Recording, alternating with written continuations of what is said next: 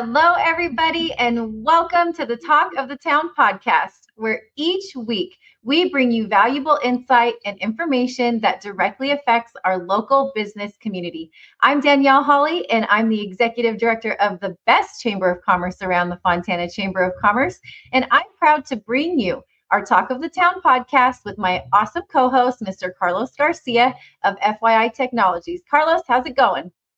It's going fantastic. Living the dream, right? Living the dream. We always say we are living the dream. Well, this week we have Frank Gutierrez, owner of CMAX and newest member of our Fontana Chamber Board, joining us today. Frank, welcome to the show. Thank you, guys. I appreciate it. I'm very flattered and humbled to be invited to this dream talk show. Hope I don't make it a nightmare, though. I'll try to keep this fun and entertaining. No, you're awesome. And I know you're newer to the chamber. I mean, you guys have been members for a while, but new to the board.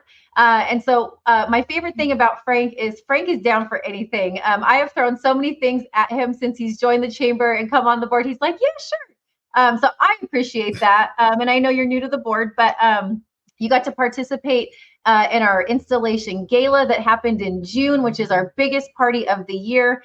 And we just so look forward to getting to know you a little bit better and having you on the show so people can hear about you and CMAX and all the awesome things that you do within the city of Fontana. No, so we're gonna thank you again. We'll start off. Daniel. Tell us about you personally, your family, and then tell us about CMAX. So I myself, Frank Gutierrez, I am a neighbor of Fontana forever. Basically actually, I take that back. I lived in Fontana as a little, I think when I was in first grade or kindergarten, I moved to Fontana. So that was like in 1990, 91 or something. I actually went to North Tamron Elementary. So that's, I have some roots in Fontana. Yeah.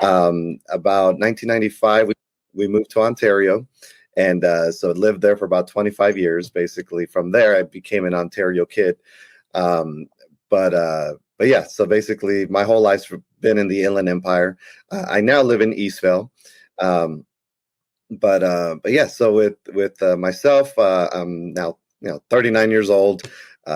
Married to my high school sweetheart for 22 years now. We have 3 beautiful children. And our firstborn child, Christian, was born in 2012. He's 11 years old. I have a 8-year-old, Nathan, and then our 6-year-old, Ethan. And so CMAX actually came when Christian was born, hence the name CMAX, which is Christian Max. And the only problem with that, I had 2 children after, so now I have to create 2 more companies to please them. There you go. But so either way, we're a Ontario company, but we've done a ton of work in the city of Fontana. We are a street sweeping company. We also do trash sanitation. We do a bunch of other services in that industry with both the city of Fontana, Ontario, really all over the Inland Empire. That's awesome. So it's safe to say that you are cleaning up each town, right? A town at a time. So for sure. It's funny real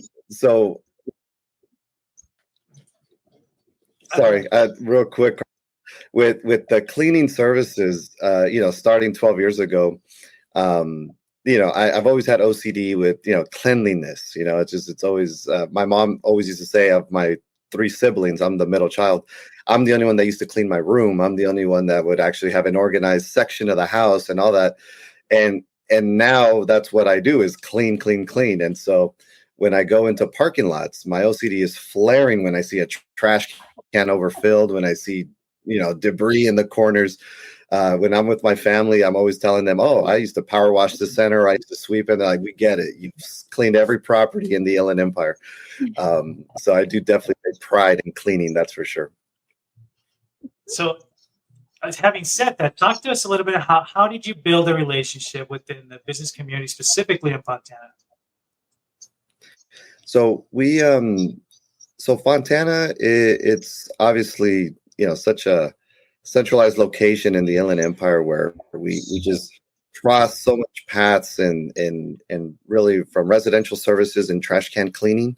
And now with the sweeping itself, we basically have swept every parking lot in that city from, I think of right along the 10 freeway down to the 60. We've done all the Stater Brothers. We've done a couple of the Walmart, or not the Walmart, the big super center there. I forgot if it was, I think it was a Target right there by Slover, I think it was. And so like we started with a lot of those big shopping centers, like the big box retailers. And so from actually one of the first properties that we got to power wash in Fontana is the Corky's restaurant next to the 7-Eleven. Yep. And the funny story about that little parking lot, to this day, we still service it. It was literally one of my first properties. And I remember when I was bidding that job, the property manager asked me to give her a price. I had no clue how to price it. I literally didn't sleep for 3 days to give her a whopping number of $75 a month to power wash. And guys, to this day, we still just charge $75. I haven't even changed it just because it was a mental moment for me. Like I had no clue what I was doing, and it was one of our first power washing jobs that we did. That's the 7-Eleven, so the one right next to Corky's. So that's how far back we go. That's with awesome, Fontana. That's funny. Yep. I love that. I love that you can look back and reflect on where you started and where you're at now. Now you're on our board of directors at the Fontana Chamber of Commerce. Who would have thought? I know. No kidding. Well, you guys have been great partners even before you came on the board. We appreciate CMAX. Your team is so friendly and helpful, and we're just so excited to see you keeping our city clean. We appreciate that. We want clean streets and parking lots, and we don't want smelly trash bins. And so someone's got to do it. And I love your, you could tell from an early age, you pursued who you were. You were the OCD, got to have it clean type of person. And look at you, you're helping to keep our city clean. So I love that. I want to talk for a minute about some maybe trends or issues that you're seeing in your industry that are directly impacting our business community. Issues and trends. Really, I think the only kind of issue trend that maybe I don't know if I'm going in the right direction with this combo here, but just like the whole energy change and movement, right? Everyone wants to go into electric vehicles, EV and all that. And eventually we're going to have to change our fleet over to electrical. My concern with that is just the cost, and with inflation being as high as it is, I'm always I'm always thinking about just overall expenses and how this impacts, really, it can get down to the homeowner in the sense that, right now we buy our trucks, they're brand new. They're going anywhere between $300,000 to $400,000, depending on the build. We use clean natural gas. So, we're being environmentally cautious, but now they're forcing this whole, EV movement. And I was just at a trade show probably not even 6 months ago, and they introduced a new all-electric sweeper. Beautiful, monster-looking rig, but was not pretty was the price tag. It was $800,000 per truck. And all I can think of is, if I spend $800,000 to buy a truck, the bill is going to get passed, and I'm only thinking of the ripple effect down the line. How is this going to impact the community negatively, right? And so I just hope that maybe now being a little more involved with, this is again an honor for me to be involved with the chamber here, and I get to learn kind of a little bit more of the politics and understand like how decisions are made at the upper level, and how maybe I could put some input in. Hey guys, are we considering all factors here, like in expenses and what really can end up changing the bottom dollar for the end payer, which is our taxpayers in our community. Mm-hmm. We were just having this conversation with Daniel Reed about impacts of legislation, and sometimes we feel here in our business community that we have people making decisions that can feel a little removed, right? They're not necessarily living out daily the impact of those decisions and laws that are being passed. And just like you said, it's the end user, the consumer, that really absorbs this increase. And people always say, well, why are my rates going higher? Why am I and it's expensive already as it is to do business in California, but to live here as well. And that's something that we struggle with.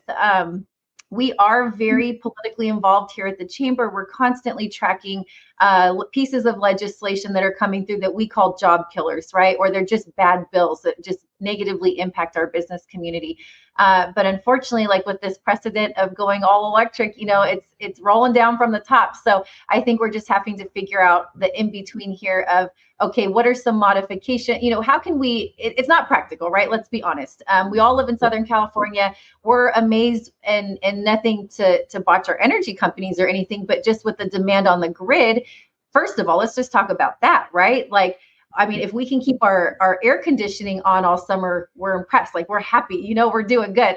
But, you think about even just the demand that's going to put on sources of energy, right? Do we have the infrastructure to keep up with the demands that are being met? And especially for you as a business owner, that directly impacts your bottom line, right? Like, you're now being forced, right, to do this, whether you agree with it or not, whether it makes sense or not. And so I think finding that middle road of, okay, yes, we can all agree. We want what's best for the environment, right? Nobody wants to trash the earth. We're all there. But what makes sense from a business standpoint, being business friendly and just workable with your budget, right? That's like the gray area that I think we need to figure out. Yeah, 100%. And even like the disposal of the EV, like later on, I've been seeing, I hate going down the rabbit hole of TikTok and how these batteries disappear into the earth, but the fuel is definitely needs to be adjusted. The clean natural gas, I think there's some very good alternative fuels, but just relying on batteries, and if we become a big planet full of batteries, then these batteries got to go somewhere. And when you see the disposal, I don't know how much better it is for the environment, for sure. Yeah. So with that, let me also ask you, Frank, real quick. Let me just change the questions here a little bit. So what are some resources or events that would benefit our business community coming from you? What do you see out there? Man, you're putting me on the spot, Carlos. I'm thinking that how CMAX can benefit the community or impact is, again, staying on the top of environmental, right? We do definitely strive in keeping our storm drains clean and not allowing this to get ultimately into our oceans, right? And just, keeping the trash, anything that can impact the environment negatively, allowing us to pick it up, get it over to the transfer station, to the landfills where they're properly, actually it doesn't even go to landfill. They get, sorted in the recycling or whatever, the organics. How we benefit the community and our services would be, putting our money where our mouth is, right? Like we strive in cleaning, and that's what we do. And with both sweepers and the trash sanitation service that we provide, there's two things that we do that I think helps impact positively, which with cleaning the trash is self-explanatory, right? But the other one is the trash cleaning, where we sanitize the trash cans because this whole wave of COVID has just made us much more sensitive to, being more sensitive to diseases and bacteria and all that. So our service with the trash sanitation has drastically increased. I bought my first truck in 2019. And when I bought it, I literally bought it just to service shopping centers. I didn't want to deal with residentials. I was dealing with commercials. So we had a lot of like in and outs. We have the city of Ontario. We have commercial work. But because we're driving this big green truck that looks like a UFO, all the people were like, what does that do? What does that do? And then we're like, oh, we wash trash cans. They're like, oh, can you come to my house? And I kid you not, in July 2019 from March 2020, I had literally 12 clients for residential trash cleaning. And what that is, by the way, guys, is we go to your house, we get your trash can, we put it in our truck, and it power washes and steam cleans the inside and outside of the truck, which gets rid of odors, bacteria, completely sanitizes the can, right? And from that time period, we only had 12 clients, and I'm telling you, 10 of them were my tios and tias. Okay, like it was literally not I was trying to sell. So what ended up happening in March 2020, if you guys all remember, that was like the month the state shut down and COVID just exploded. So that company that I created in 2019 was CMAX Sanitary Services. In 2020, the most Googled word was sanitation. And when people would Google sanitation things, CMAX was popping up.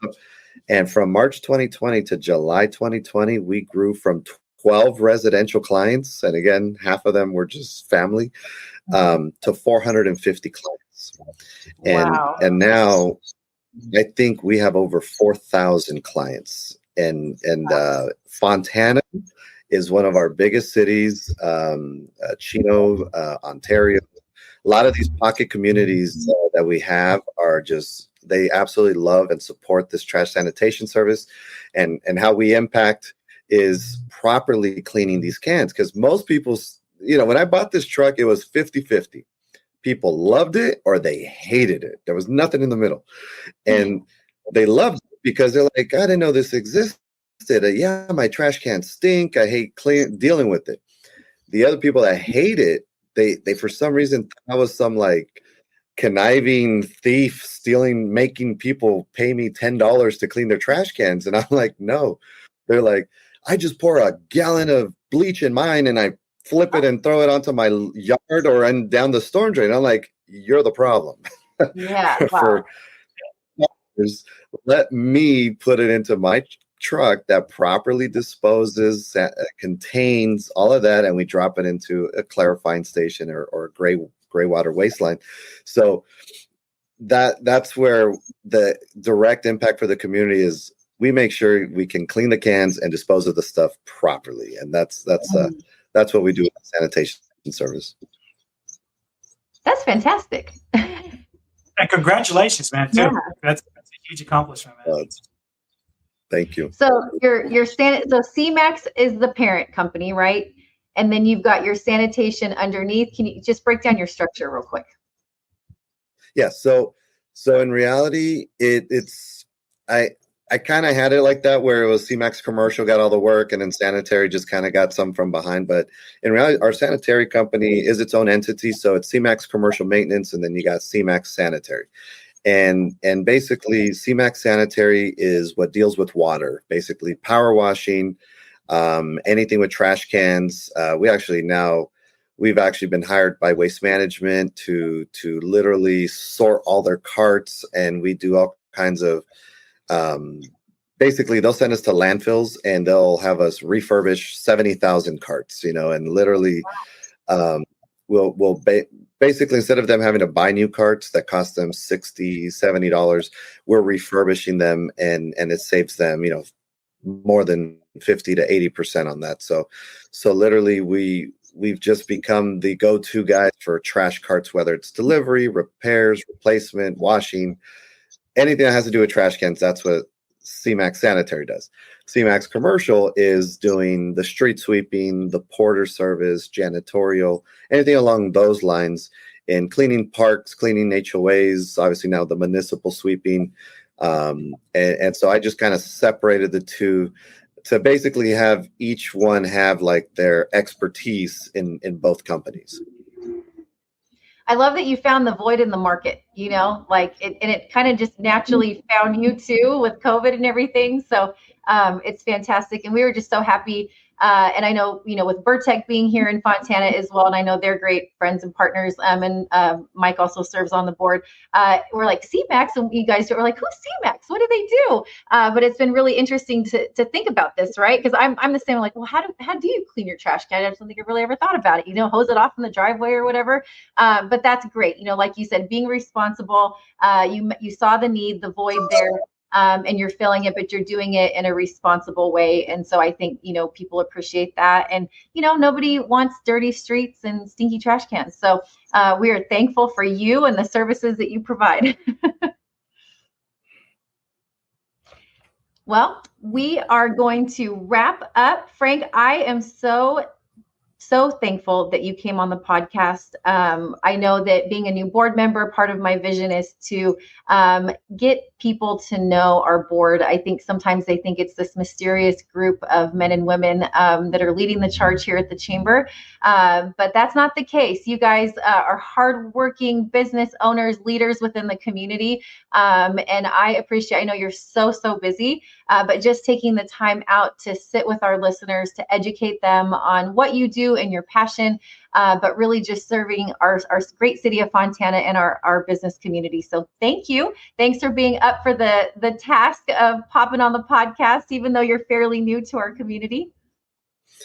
No, I appreciate it. And the funniest thing, I'll share one last thing. I don't know how much time we got here, but I know with the partnership with BirdTech has just been honestly just a match made in heaven, at least on my side. I hope they feel the same. But literally the funniest story was we were sweeping parking lots, industrial, and all these things. I wasn't really involved with municipalities, but back in end of 2022, we have the contract with Pasadena. We've been sweeping the Pasadena downtown district for probably 5 years now. And at the end of every year, we always sweep the Rose Parade. That's a big deal, but I've never really thought of it as that. It's another job for us, right? But one year we decided to record the whole thing. We recorded from beginning to end, the background. So we made this little video. And by the way, my wife hates social media. She absolutely detests it. And so she says I'm a 9-year-old girl posting on TikTok, and which is and so I made this Rose Parade event on TikTok, and it was a really cool little video. And it kind of went locally viral with all this love of they couldn't believe that CMAX is sweeping the Rose. But what ended up happening, I ended up getting a call from BirdTech, and we had a nice little meeting, and we talked about all the services I provide because they're looking for a new street sweeper. Mm-hmm. And after this 2-hour meeting, I just tell the guy, I'm all, hey, how'd you guys hear about CMAX? They're like, oh, we seen your TikTok. And I was like, oh my gosh, I need to record that and show my wife that it matters that I post on TikTok. Yep. But from there, the partnership began with BirdTech, and thank God these guys have just been such a blessing for us that now we're in Fontana and all the surrounding cities. And again, I can't ever thank them enough for the opportunity. That's really cool. I'll check out this video now. Well, check out my TikTok. Yep, I'll check out your TikTok like a 9-year-old girl.